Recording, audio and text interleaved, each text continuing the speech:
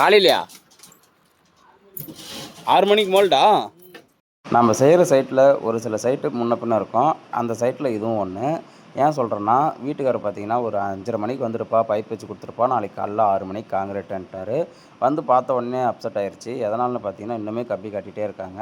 அதனால் நம்ம என்ன பண்ணோம், மறுபடியும் 15 கிலோமீட்டர் ரிட்டர்ன் வீட்டுக்கு வந்துட்டு, குளிச்சுட்டு, ஃப்ரெஷ் ஆகிட்டு, நைட் ஒரு 10 மணிக்கு கிளம்புனோம். சாமியெல்லாம் கும்பிட்டு யாருக்கு எந்த ஒரு அடியும் படக்கூடாதுன்னு சொல்லிட்டு தான் நைட் ஒர்க்குக்கு போனோம். அது மட்டும் இல்லாமல் வீட்டுக்காரர் ஃபோக்கஸ் வாங்கி கொடுங்க அப்படின்னு சொன்னோம். இல்லை என்கிட்ட 9 வாட்ஸ் லைட் இருக்குது, அது வந்து பார்த்திங்கன்னா சார்ஜர் லைட்டு, அதை வச்சு வேலை செய்ப்பா அப்படின்னாரு. எனக்கு இன்னுமே அப்செட் ஆயிடுச்சு. சரி, நம்ம வேலைக்கு நாம் தான் லைட்டு வாங்கி ஆகணுன்றதுனால நான் பாருங்கள், நம்ம பசங்க சேஃப்டிக்காகவும் அவங்களுடைய என்னுடைய பாதுகாப்புக்காகவும் தான் நான் ஒரு ஃபோக்கஸ் வாங்கிட்டு ஒர்க்குக்கு கிளம்பிட்டேன். 10 மணிக்கு போய் தான் ஒர்க்கை ஸ்டார்ட் பண்ணோம். ஃபோக்கஸ் நான் இன்னும் ஆன் பண்ணல. எதனாலன்னு பார்த்தீங்கன்னா, எங்கள் வேலை செய்யும்போது நான் போட்டுக்கிறேன், உங்கள் வேலை செய்யும்போது நீங்கள் செஞ்சுட்டு போங்க அப்படின்னு சொல்லிட்டேன். ஏப்பா இப்படி பேசுகிற அப்படின்னாங்க.